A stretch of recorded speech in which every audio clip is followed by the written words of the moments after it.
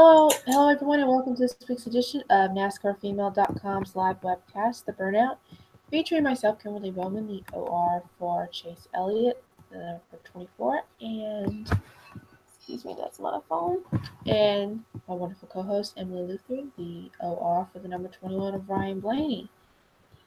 And boy, howdy, wasn't Dago a fascinating race, to say the very It's least. not a real racetrack, Kimberly. Aren't you aware of this? Yeah. But anyway, I pretty much couldn't breathe for half the time. But anyway, I'm sure many people were experiencing that far worse than we were. I'm just really surprised. Okay, so for those of you who have not been paying attention, Kyle Busch. Which you must have been living under a rock. Yeah, if you're living under a rock, Kyle Busch has not been very great in the media, after race conferences. Mr. I can't wait till we go on to next week and race at a real racetrack. Okay, wow. That was after Talladega's spring race, and I'm just so surprised because it was like a complete 180. He said what he said in April, and then this week he was just like, it's time to move on to next week. Didn't hurt us. I mean, it hurt us in the points, but we'll try to make something come out of Kansas next week. And I was just like, is this the same driver who said what he said in April, May, whatever month it was? It all blends together at this point. It's like part of you's like, yay, he made me getting a better attitude. The part of you's like, why is he saying that? Exactly. Like, there's always an ulterior motive with him. So I'm very skeptical. That way at all, but And I thought it was fitting to wear this shirt. For those of you who can't see, it's a Dale Jr. shirt. One, because Dega's his track, even though he lost, which I must say, if there was one driver who had to win out of that whole thing, I'm really glad it was Brad Keselowski. So glad.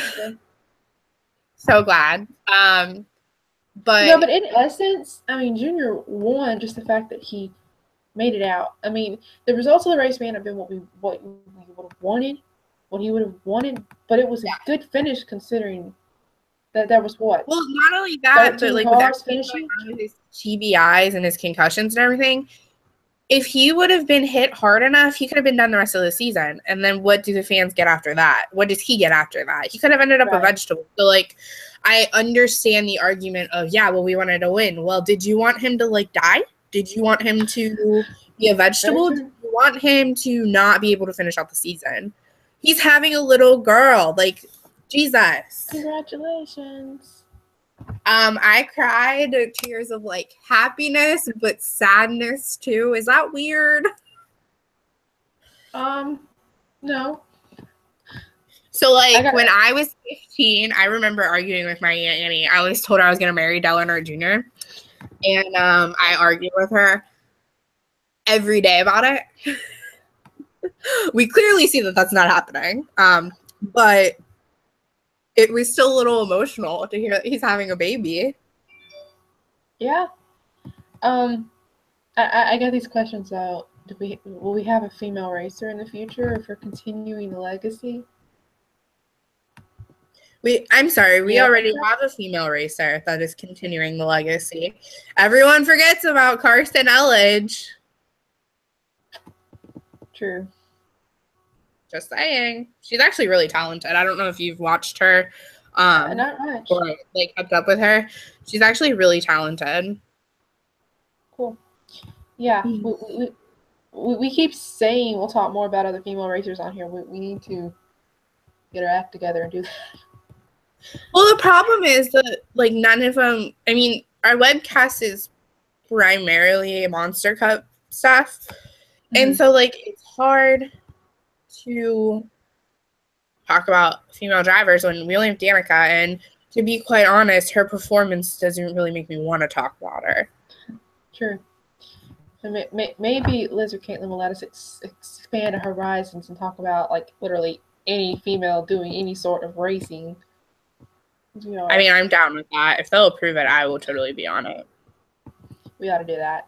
I don't know. It's so close to the end of the year. That may be something for next season to mull over. Anyway, Maybe.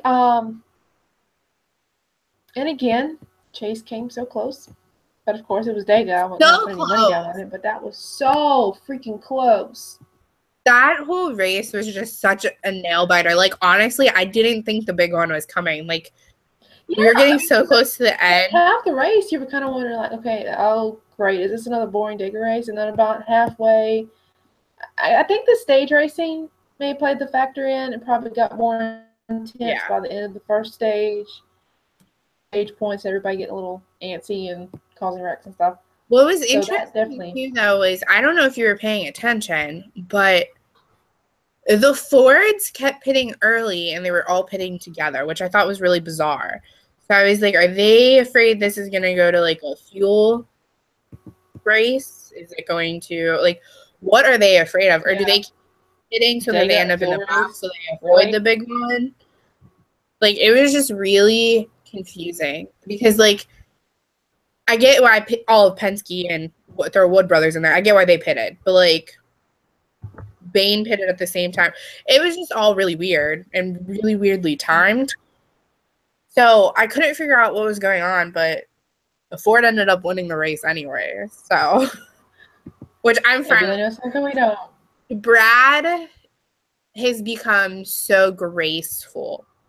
I shouldn't say graceful because like he's still got a mouth on him, but like he's become a lot more respected by NASCAR fans in the past year, 2 years. Absolutely. I mean, including this fan. What? Including this fan. Yeah, same. I mean, for 2 years solid, I was so pissed at Brad Keselowski because he just had a sourpuss attitude. And then I actually got to meet him in Kentucky, and it was just a completely different experience. He was so nice and everything. So I don't know if he was just going through a really hard time. It could have been. It honestly might have been. But it's nice to see that he's not got that sourpuss attitude anymore. And it's nice to see what he tries to do for his fans. I don't know if you were keeping up on Twitter over the weekend, but Ryan and Brad both went live on Facebook and Twitter and Instagram, actually. And I'm pretty sure Snapchat was involved. You know, got to hit all the social media friends. But they went around to the campgrounds and they were handing out Miller Lights and signing autographs and stuff. And you don't hear that about drivers a lot. Like, I just thought it was really cool that Ryan and Brad did it. Because this is now, I think, the 4th weekend in a row that they've been doing that.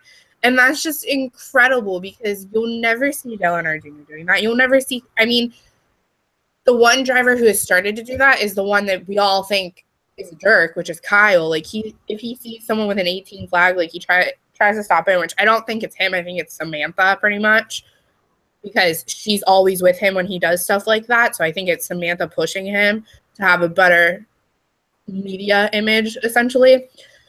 But it's nice to see because Jimmy Johnson would never do that. You know, Brad and Ryan, I might be biased because, hello, Blaney fan over here. But, you know, they go above and beyond for their fans. When I saw Ryan in Michigan right after he won his first race after Pocono, I wanted to give him a beer, and he wasn't going to take it because he was in his fire suit. And he was like, you know what? I'm just going to take it. And he took it and put it in his pocket, got a picture, got an autograph. It was really great. Like, it's just nice to see drivers trying to interact with the fans as much as they do. Yeah. Speaking of fans, I don't know if you noticed, but leave it to Dega, but the stands were pretty full. Yeah. Well, I don't know if it had to do with Junior. It probably did, but that was great to see, and I hope that continues. Yeah, definitely. That was very encouraging to see because it's been a little, of course, weather was great. No implications of, you know, anyone being prevented from continuing the race because you always have to figure that in, especially on like rain delay weekends. You know, you always expect a few more emptier seats than usual, but yeah, it was pretty full. I also feel like there was just a different feel to this weekend because, you know, Talladega has been such a controversial track in the chase the past few years because it was always a cutoff. And they switched up the schedule this year so that Kansas is actually the elimination race. So I feel I'm not sure how I feel about that. I kind of wish it would have been freaking awesome in a way.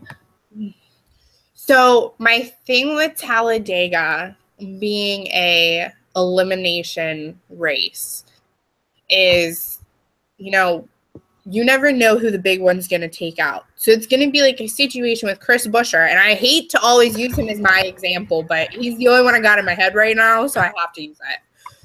It's like a situation with Chris Buescher, who qualified for the Chase last year because he won a race, but he didn't really perform well all season to deserve to be in the playoffs. So, it's like that situation with Talladega. We could have had a rookie win Talladega, and, we could have had the top 8 of the playoffs taken out. What if Truex would have lost enough points to be taken out of the top 8? Like, that's not right. He has dominated the entire season. So because he is our 2017 champion. Because of how unsure and how much uncertainty lies with the Talladega race every year, I'm grateful that they moved it to Kansas, honestly.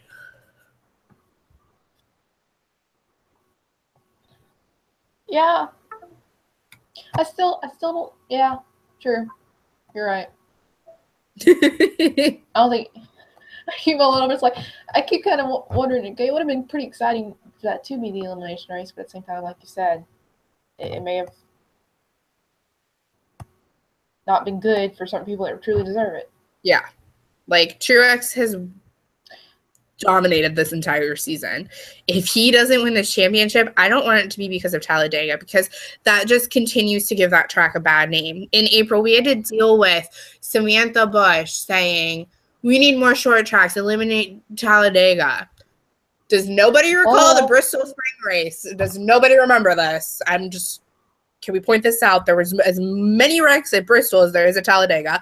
There was actually bigger wrecks at Bristol in the spring race than there were at the Talladega spring race. And granted, we didn't have like 15 cars left, but okay, it's a minor detail. I was literally. I know everyone was being funny on Twitter. So well. Chase did well. So frustrating. I mean, everyone was being funny on Twitter, but literally, it could have ended in a foot race. Yeah. I literally thought we were going to watch Talladega Nights live. It would have been great, honestly. Literally.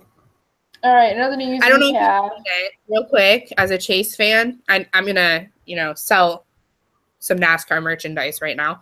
On the NASCAR store online, they have a shirt available that is the legacy of the 9s and how they were all designed for Chase for next season. Why haven't I seen this? So you need to go look at it because it's pretty incredible. I actually thought to buy it for myself just because I like it a lot. Listen, it's a nice shirt. I'm all about the history of the sport. And that means I got to Chase Elliott's number. It's fine. I have a Chase Elliott shirt. It's America. It's very American. Yeah. I'm just so thankful I'm going to be a William Byron fan too next year because I have a 24 hat, so it's kind of like I don't need to buy new merchandise because it's got his signature on it and the 24, so I'm good. Well, I think that Napa's going with Chase though, so it'll be a different sponsor. Actually, it doesn't have Napa on it. The hat I have, I'm looking at it. I'm looking at it. I don't think it does. Either that or I've lost my mind. I am trying currently to figure out if I should put the 1 and the 2 out of everything and just reverse them and sew them back together. Right. I'd like to see that. Literally. Listen, Ryan signed my hat. I don't want to give that up. I guess I'll just have to have it sign another one next year. Nope. It doesn't have Napa on it. Oh, nice. Will you give me my 21 hat? Gosh. Here, I'll show you mine. We're going to have show and tell. Oh, cool. But you have this. What is that? Ryan's signature. It's just on the bill of the hat on the inside because the hat was black and you only had a black Sharpie. I got the print version. I have the real version. Oh, poop. But That's the the only real version. the only emblem I I got don't is Hendrick. All it's got is Hendrick on the side. That's about it. I'm just sad. Like, I mean, I guess I'm just gonna have to go to Richmond next year and get him to sign another one. That's my goal. Richmond, maybe hit up Talladega. I got plans. Caitlin's trying to get me to go back to Kentucky in July. Now let me ask you a controversial question here. If I went to a race and I wanted signatures on this hat, would it be bad of me to get Chase Elliott's and William Byron's signature on the same hat? No. So I've actually, it annoys me, but like, I get why. So, They were put 24. Well, no, so that's fine, but like then you have the people who get like they have a Kyle Busch hat and they ask all the drivers to sign it. I'm like, just buy a regular NASCAR hat if you want that, please. Yeah, I mean my situation is just different, because it's Chase Elliott's fault. Yeah, blame Chase. He's wanting to go back in the 9. God forbid he continues the legacy. It's fine. Yeah, Who needs history? No, I think it would be totally fine. I mean, I watched Kyle Busch sign a 2 hat this year. Let me tell you, I was surprised by that. Holy moly. Yeah. I think a lot of time they just don't pay attention, honestly. Just sign and run. I mean, are they just going to stand there and be debating, okay, you don't have my hat, so I'm not going to sign it? Are they really going to do that? Maybe. I don't think they have the time. That's the thing. I think they're just on autopilot at that point. They get pictures and they sign things. And I'm not trying to take away the experience from any fan, but any fan who's watched the sport long enough has to know that they're very busy people. Yep. Very. All right. In other news, we had Charlotte testing at the Roval this week. Ugh. Which I'm kind of on the fence. I'm kind of excited to see what comes of it. At the same time, I'm kind of like. I saw a really interesting comparison this week, and I think it was either Marty Smith from ESPN or Matt Weaver from, where's he from? It's one of Caitlin's friends. He's from, Hold on. He's not from crap. I'm sorry. That was really bad. He's from Auto Week Racing. My bad. He was with someone else beforehand. Let me see if I can find his tweet. But I thought it was a really interesting comparison of the 3 road course races. Come on. Of course, like, he's got to tweet 1,000 times a day. I only tweet like maybe once a day. I do not. I've been tweeting a lot recently, and I don't know why. Yeah. Probably because I have a lot to come. It's about the funnest thing on Twitter ever. I've been complaining about the weather this week. I've been complaining about. I don't know what else. I don't think I complained about anything else. I think I tweeted about Taco Thursday, did I, though? Yep, I'm pretty sure I did. I'm pretty sure I retweeted it. Yep. I have a taco every Thursday, literally, almost. Okay, so it wasn't Matt. It's got to be Marty. Hold on. You're welcome. It's a really important comparison because it'll give you guys an idea of like how much the Roval is gonna change things. It's gonna change everything. Why? Of course I can't find it. God dang it. Did I favorite it? I might have favorited it. Hold on. I hate that it's a like now and not a favorite. Like, get out of here with that, please. Ugh. I can't find it. Anyways, it was comparing like the race lengths of Sonoma, Watkins Glen, and the Roval. And one of them was like 250 laps or something. And it took like 3.5 hours or 3 hours or something. So the Roval is going to be 314 laps. This is going to be over a 4-hour race. Without any cautions, without any of that. Did someone not think this through? Apparently not. Because, I mean, automatically road course races have to be, the laps have to be shortened because it's a longer track. I mean, I don't as think they long compensated as for a the road course, fact but that still. Charlotte is a big track, first of all. Second of all, you're racing half of the oval and then going into the roval. It's not just a road course the entire time. You're racing half of the oval first. I really think they just miscalculated a lot on this thing. You totally froze on me. Oh, I'm sorry. I said, so what a lot of people are forgetting is they're racing on half of the oval and then going into the roval, or like the road course part of it. Somebody in NASCAR didn't account for that.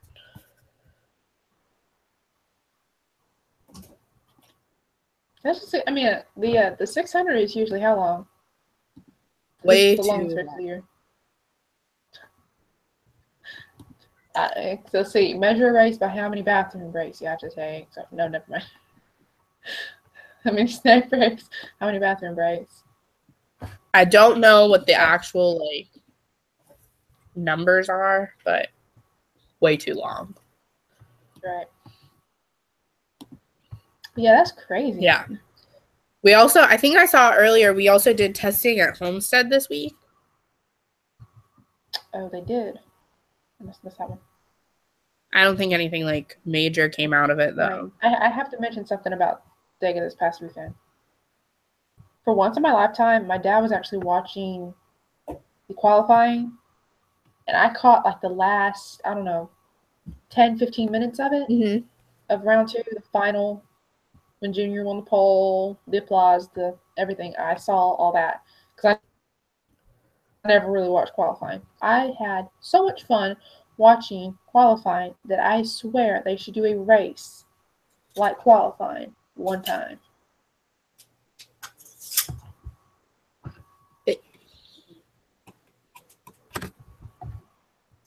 They kind of do. I don't know. It's kind of complicated because, like, think about it, 2 rounds of racing, and everyone comes like qualifying, and then basically eliminating everyone until boom, whoever has the highest speed's the winner of the race. Yeah, it would be cool to do that one time because I mean I was having fun. It's cool watching a little meter and like cross your fingers. Will they make it? Will they not? I mean that is like I'm probably a nerd, but it was fun. No, qualifying is really cool to watch. It's really cool to watch in person too. Yeah, I'm surprised there was a good bit of people watching qualifying. I mean, not a full field, of course, but there were plenty of people there. Because, when Junior won, everyone was applauding and they scanned the stands. And I'm like, man, a lot of people showed up for that.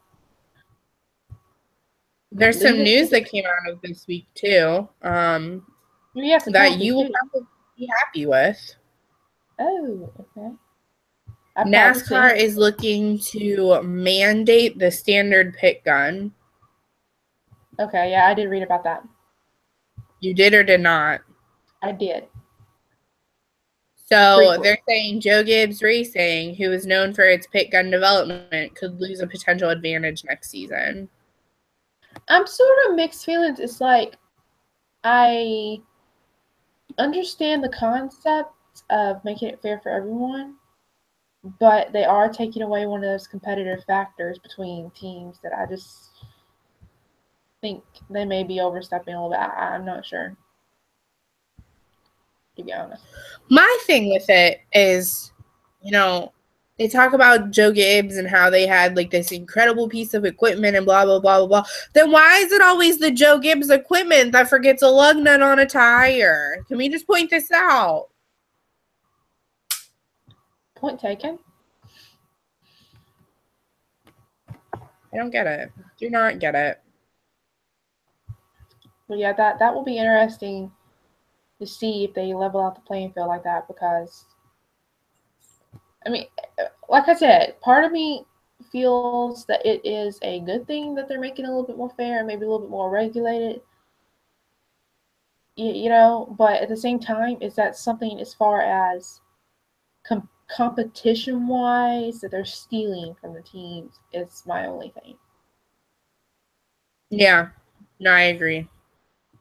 because this is one of the last, not that it's the last element, but one of many elements that they have at their fingertips. I mean, that's what freaking sports is about: competition, someone inventing, bettering their equipment, being better than someone else. That's how NASCAR freaking started. I mean, you had competitors in it, and they've taken that away with more rules and regulations, having everyone on sort of a level playing field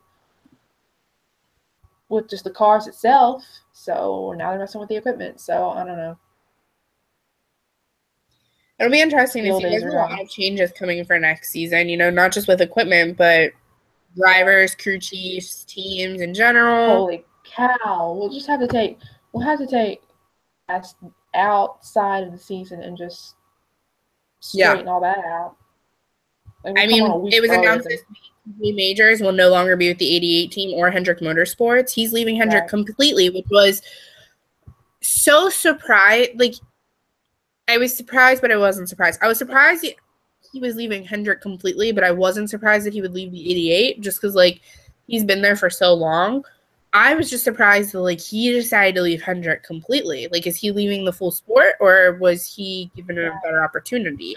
Oh, I forgot to mention. Greg Cipadelli followed me on Instagram. Did you also pee yourself? Actually, I stared at it and tried to figure out if it was spam, because I have a lot of spam following me. So, because I recently, like a week ago, changed my account from private to public, because I just whatever. We'll go public again. I don't care if people see it, like it, and I've actually gained a lot of followers because of that. And I also have hashtag NASCAR in my bio, so I figured that was probably one of the attractions. I've been meaning to go back and see if he unfollowed me just because he made a mistake or something. Does it have a blue check mark? No, but it looks like his account. Interesting. I'm gonna go look at it right now. I mean, I literally just stared at, like, what? What are you following me for? Also, real quick, just the last part of two last things from silly season so far that's happened this week. Landon Castle will not return to Front Row Motorsports next year. And Aspen Dental is not expected to return to Stewart Haas Racing next year. Yeah. That's the account that followed me. I don't know. That's weird. I normally don't trust it unless it has a check mark. Right. I mean, he's got 20,000 followers. It could be. If it's not him, someone has done a darn good job of making it look like him. And Motor Racing Outreach follows him, that account. So I'm assuming it's literally they're following. It probably is, then. Making strides. Yep, he's still following me. Ooh, NASCAR just announced the in-car camera for this weekend at Kansas is the number 21. I will say it again. The in-car camera is the 21 this week. So, are you excited about that or something? Nope, not at all. I feel like it's important to highlight this before we go into track facts because it's 9:30 already Eastern time. Sorry, y'all. Ooh, it is. Do we have penalties? I think we had a penalty. No penalties this week. No penalties. I stumbled upon that when I was creeping on Matt Weaver to see if I could find the information about the Roval. Sorry, Matt. Giving you quite a few shout-outs tonight. My bad. Hey, that's okay. If they give us shout-outs, that'll just make it fair. Just give us a shout-out. Matt back in July last year at Kentucky, and he was a really nice guy. He's friends with Caitlin. Like, they know each other. So I got to meet him. So that was pretty cool. Anyways, points going into Kansas, which is the elimination round. We will only have 8 drivers in the playoffs after this weekend. Truex Jr. is still in first. Brad Keselowski is in second and has clinched himself with a win. He is 19 points behind Truex. We have Kyle Larson in third, Kevin Harvick in fourth, Denny Hamlin in fifth, Chase Elliott in sixth, Ryan Blaney, thank God, in seventh, and Jimmy Johnson in eighth. as of now, if Kansas does not bode well for any of these drivers, they will be eliminated. Kyle Busch is in 9th, Kenseth in 10th, Stenhouse Jr. in 11th, and Jamie McMurray in 12th. It looks like Kyle is 7 points behind Jimmy Johnson in 8th spot. Who are the 4 that are eliminated? I think Jamie for sure. Okay. I would just love it if JJ would get eliminated. Personally. I would love it if Kyle Busch got eliminated. I don't think Stenhouse will move on. I'm praying to God that Chase and Ryan both run really well this week. Fingers crossed. Chase does good at Kansas. So does Ryan. So I am praying to the good Lord above that he lets something good happen for those boys this weekend.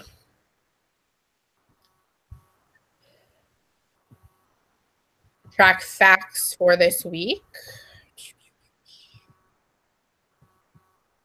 We are at Kansas.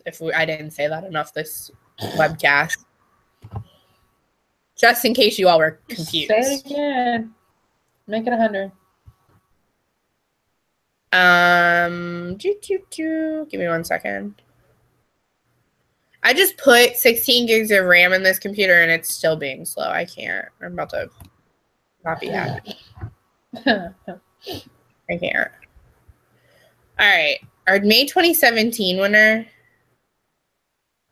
Who won at Kansas in May? Oh, Tricks? Was it? Let me check. I'll check. I got it. I'm already ahead of you. It was Truex. You're right. I was sort of guessing, but yay me. So, wait, Larry the Cable Guy was, I forgot about that. Our October 2016 race winner was Kevin Harvick in the number 4. I felt like that was important to say because we're racing again this October. October 2016 pole winner was Matt Kenseth. I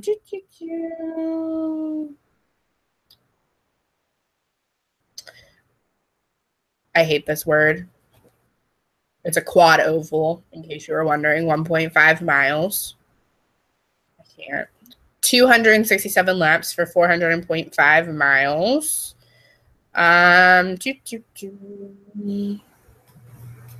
Stage 1 ends at lap 80, 2 at lap 160, and race finish is lap 267.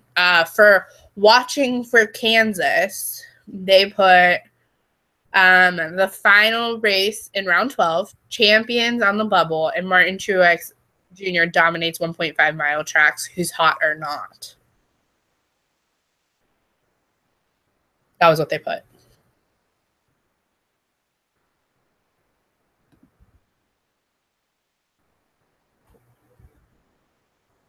So who's your pick for this weekend based off of that? Oh, okay, wow.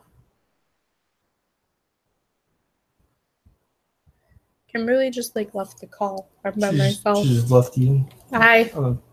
I think I'm by myself now. Hi, guys. You were hoping that you were talking to your computer. It says live. I don't know.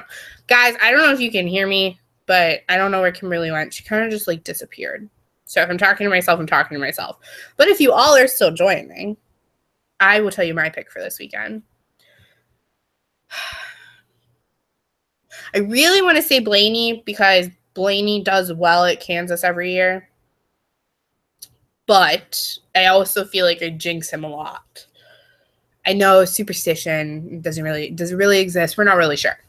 But if it does exist, I don't want to be the person that causes him from being kicked out of the top 8. So, that being said, I'm not picking him for this weekend. Kimberly lost internet and it cut off. So that is why she disappeared. So my pick for this weekend is Truex Jr. because he does really well at 1.5 mile speed ways, as I'm sure all of you know. Let me find out if Kimberly will be rejoining. I think she is. Give me 1 second. It says join the fun with our logo, so I'm guessing she's coming back. Kimberlina. Yeah, I'm back. I don't know if I was talking to myself. But we need to wrap it up because I'm You on. can hear me, so like there might just be like a blurb of where I'm rambling on because like I don't know if people can actually hear me or not. Right. You can hear Thomas talking to me because we were trying to figure out if people could actually still see it because you disappeared and you're the owner of it or whatever. Hold on a second. I'm not connected yet. I gave my pick for the week, just so you know. All right. Let me go and we need to wrap it up because I have like no internet left and I am interrupting my dad's internet connection. He's gonna get pissed at me. So I picked my pick is Chase. Because I'm just going to pick him and that's it. That was not spur of the moment. That was pre-planned. I am picking him this week and it's not a jinx. It won't be. He will win. I totally refuse to pick Ryan because I believe it will be a jinx. So I am picking Truex. I'm picking Chase because obviously it doesn't matter. All right.